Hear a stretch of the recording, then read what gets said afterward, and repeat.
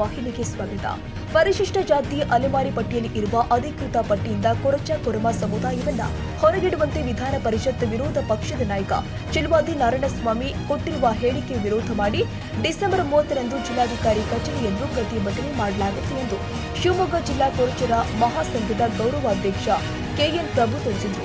ಶಿವಮೊಗ್ಗ ನಗರದಲ್ಲಿ ಸುದ್ದಿಗೋಷ್ಠಿ ನಡೆಸಿ ಮಾತನಾಡಿದರು. ಕಳೆದ 18ರಂದು ಬೆಳಗಾವಿ ಅಧಿವೇಶನದ ಸಂದರ್ಭದಲ್ಲಿ ಅನಧಿಕೃತ ಸ್ವಯಂ ಪ್ರೇರಿತ ತಕ್ಷಣಕ್ಕೆ 49 ಸಮುದಾಯಗಳ ಸಂಘಟನೆಗಳ ಹೆಸರಲ್ಲಿ ಸುವರ್ಣ ಸೌಧದ ಹೊರಗೆ ಸರ್ಕಾರದ ವಿರುದ್ಧ ಪ್ರತಿಭಟನೆ ಮಾಡಲು ಕುಮ್ಮಕ್ಕು ಕೊಟ್ಟ ಕೆಲವು ಪುಡಿ ನಾಯಕರು ಅಲೆಮಾರಿ ಸಮುದಾಯದಲ್ಲಿ ಒಡಕು ತರುವಂತಹ ಪ್ರಯತ್ನ ಮಾಡಿದ್ದಾರೆ ಎಂದು ಆರೋಪಿಸಿದರು. ಇನ್ನು ಪ್ರತಿಭಟನಾ ಸ್ಥಳಕ್ಕೆ ಆಗಮಿಸಿದ ಚಿಲುವಾದಿ ನಾರಾಯಣಸ್ವಾಮಿ ಅವರು ಅಲೆಮಾರಿ ಸಮುದಾಯಗಳ ಕುರಿತು ಇದುವರೆಗೂ ಎಲ್ಲೂ ಕೂಡ ಧ್ವನಿ ಎತ್ತದ ಅವರು ಅಧಿಕೃತವಾಗಿ ಅಲೆಮಾರಿ ಪಟ್ಟಿಯಲ್ಲಿ ಇರುವ ಕೊರಚ ಕೊರಮ ಸಮುದಾಯ ಒಳ ಮೀಸಲಾತಿ ಪಟ್ಟಿಗೆ ಸೇರುವುದು ಇಲ್ಲ ಎಂಬ ಹೇಳಿಕೆ ಕೊಟ್ಟಿರುವುದು ಖಂಡನೀಯ ಎಂದಿದ್ದಾರೆ. ಪರಿಶಿಷ್ಟ ಜಾತಿಯ 51 ಜಾತಿಯನ್ನ ಒಳಗೊಂಡಂತೆ ಅಲೆಮಾರಿ ನಿಗಮ ಸ್ಥಾಪನೆ ಮಾಡುವುದು ಬಿಜೆಪಿ ಸರ್ಕಾರ. ಅಲೆಮಾರಿಗಳು ಅಮಾಯಕರು, ಅವಿದ್ಯಾವಂತರು ಎಂದು ತಿಳಿದು ಸಣ್ಣ ಸಣ್ಣ ಸೂಕ್ಷ್ಮ ಸಮುದಾಯವನ್ನ ಎತ್ತಿಕಟ್ಟಿ ಜಗಳ ತಂದಿಡುವ ಕೆಲಸ ಮಾಡಲಾಗ್ತಾ ಇದೆ ಎಂದು ಆರೋಪಿಸಿದ್ರು. ನಮ್ಮ ಉದ್ದೇಶ ಏನಿಲ್ಲ, ಈ ಅಲೆಮಾರಿ ಪಟ್ಟಿಯಿಂದನೂ ಕೈ ಬಿಡಬೇಕು, ಒಳ ಮೀಸಲತ್ತಿಂದ ಕೈ ಬಿಡಬೇಕು. ನಾವೆಲ್ಲ ಹೋಗಿರ್ಬೇಕು. ಈ ಕೊರಚರು ಅಸ್ಪೃಶ್ಯತೆಯಲ್ಲಿ ಇವತ್ತೂ ಕಳ್ಳರು, ಕೊರಚರು ಕಳ್ಳರು, ಎಲ್ಲರೂ ಹೋಗ್ಲಿ ಏನಾರಾಗಲಿ ಕಳ್ಳರು ಹಣಪಟ್ಟೆ ಈಗಲ್ಲ ಬ್ರಿಟಿಷ್ ಕಾಲದಿಂದ ನಮಗೆ ಬಂದಿದೆ. ಈ ಉದ್ದೇಶದಿಂದ ಅಸ್ಪೃಶ್ಯ ಒಳಗಾದರು ಚಿಲುವಾದಿ ನಾರಾಯಣಸ್ವಾಮಿಯವರು ಈ ಕೊರಚರನ್ನ ಅಲೆಮಾರಿ ಪಟ್ಟಿಯಿಂದ ಬಿಡಬೇಕು, ಒಳ ಮೀಸಲತ್ತಿಂದ ಬಿಡಬೇಕು.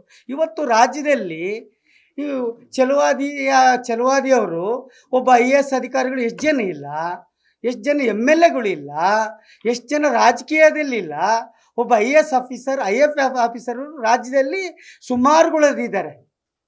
ಚಿಲುವಾದಿ ಜನಾಂಗದಲ್ಲಿ ಒಬ್ಬ ಮಿನಿಸ್ಟರ್ ಆದ ಚಿಲುವಾದಿ ನಾರಾಯಣಸ್ವಾಮಿ ಕೊರಚರಲ್ಲಿ ಇದುವರೆಗೂ ಒಬ್ಬರು MLAಗಳಿಲ್ಲ, ಒಬ್ಬ IAS ಆಫೀಸರ್ಗಳಿಲ್ಲ, ಒಬ್ಬ KS ಆಫೀಸರ್ಸ್ಗಳಿಲ್ಲ. ಕೊರಚ ಜನಾಂಗದಲ್ಲಿ, ಈ ಕೊರಚ ಸಮಾಜದಲ್ಲಿ ಯಾರಿಲ್ಲ. ನಮ್ಮನ್ನೇ ಬೇಡ, ಒಳ ಮೀಸಲಲ್ಲೂ ಬೇಡ ಅಂತೆ, ಅಲೆಮಾರಿ ಸಂಘದಲ್ಲೂ ಬೇಡ ಅಂತ ಹೇಳ್ತಾರೆ. ಇದು ಹೇಳಿಕೆ ಎಷ್ಟರ ಮಟ್ಟಿಗೆ? ಅವರು ಈ ಹೇಳಿಕೆನ ವಾಪಸ್ ತೊಗೊಬೇಕು. ಆ ಹೇಳಿಕೆ ತೊಗೊಂಡಿದ್ರೆ ನಾವು ಉಗ್ರ ಹೋರಾಟ ಮಾಡ್ತೀವಿ. 30ನೇ ತಾರೀಕು ಶಿವಮೊಗ್ಗದಲ್ಲಿ ಒಂದು 11:30 ಬೃಹತ್ ಪ್ರತಿಭಟನೆ ಇಟ್ಕೊಬೇಕು. ಜಿಲ್ಲಾಧಿಕಾರಿ ಕಚೇರಿ ಮುಂದೆ ಅವ್ರ ಜೊತೆ ಒಂದು ಮನವಿ ಕೊಡಬೇಕು, ಮನವಿ ಮುಖಾಂತರ ಹೇಳಬೇಕು ಅನ್ನೋದೊಂದು ನಾವು ಅಜೆಂಡಾ ರೆಡಿ ಮಾಡ್ಕೊಂಡಿದ್ದೀವಿ. ಇವತ್ತು ಅವರು ಇಷ್ಟರೊಳಗೆ ಅವರು ಕ್ಷಮೆಯಾಚನೆ ಮಾಡಬೇಕು. ಈ ಜನಾಂಗ, ಕೊರಚ ಜನಾಂಗನ ಹೇಳಿಕೆ ಕೊಟ್ಟಿದ್ದು ತಪ್ಪಿದೆ. ಈ ಜನಾಂಗ ಹಿಂದುಳಿದರೆ, ಆರ್ಥಿಕವಾಗಿ ಹಿಂದುಳಿದರೆ, ಈ ನಂದಿಗೂಡಿನಂತ ಇದ್ದಾರೆ, ಇವರು ಕಳ್ಳರು ಅಂತ ಹಣಪಟ್ಟಿ ಪಟ್ಕೊಂಡಿದ್ದಾರೆ. ಇವತ್ತು ದೇವಸ್ಥಾನಗಳಿಗಾಗಲಿ ಎಲ್ಲಾಗಲಿ ಈ ಸಮಾಜದಲ್ಲಿ ನಮಗೆಲ್ಲೂ ಇಲ್ಲ.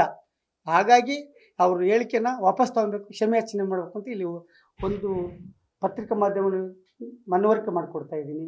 ಈ ಸಮಾಜ ಯಾವ ಸ್ಥಿತಿಯಲ್ಲಿದ್ದಾರೆ ಅಂತ ನಿಮ್ಗೆ ಹೇಳಿದರೆ, ನೀವು ಕೇಳಿದರೆ ನಾವು ಎಳೆಯಾಗಿ ಹೇಳ್ತೀವಿ. ಇದ್ರ ಹೆಚ್ಚಿಗೆ ಮಾಹಿತಿ ನಮ್ಮ ಮಾದಾಪುರ ಸಿದ್ದೇಶ್ ಅವರು ಮಾತಾಡ್ತಾರೆ. ಬ್ರಿಟಿಷರ ಕಾಲದಲ್ಲಿ ಪರಿಚರು ಎತ್ತು ಗಾಡಿ ಇಟ್ಕೊಂಡು ಅವರು ಬ್ರಿಟಿಷರ್ ತರ್ತಕ್ಕಂಥ ಸರಕನ್ನ ಮಾಡ್ತಾ ಇದ್ರು. ಆ ಸಂದರ್ಭದಲ್ಲಿ ರೈಲು ಮಾರ್ಗ ಬಂದಾಗ ಇವರಿಗೆ ಯಾವುದೇ ತರ ಎತ್ತು ಗಾಡಿ ಯೂಸ್ ಮಾಡಿ ದುಡಿಮೆ ಮಾಡ್ಕೊಂಡು ತಿನ್ನಕ್ ಆಗದೆ ಇವರು ಅಲೆಮಾರಿಗಳು ಆಗ್ತಾರೆ. ಆಗಿನ ಬ್ರಿಟಿಷರ ಕಾಲದಲ್ಲಿ ಅಲೆಮಾರಿ ಆಗ್ತಾರೆ.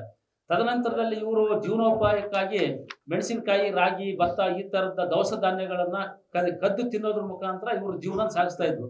ನಂತರದಲ್ಲಿ ಬ್ರಿಟಿಷ್ ಗೌರ್ಮೆಂಟ್ 1871ರಲ್ಲಿ ಇವ್ರನ್ನ ಟ್ರೈಬಲ್ ಆಕ್ಟ್ ಅಂತ ಒಂದು ಆಕ್ಟ್ ಮಾಡಿ ಇವ್ರನ್ನ ಬಂಧಿಸ್ತಾರೆ.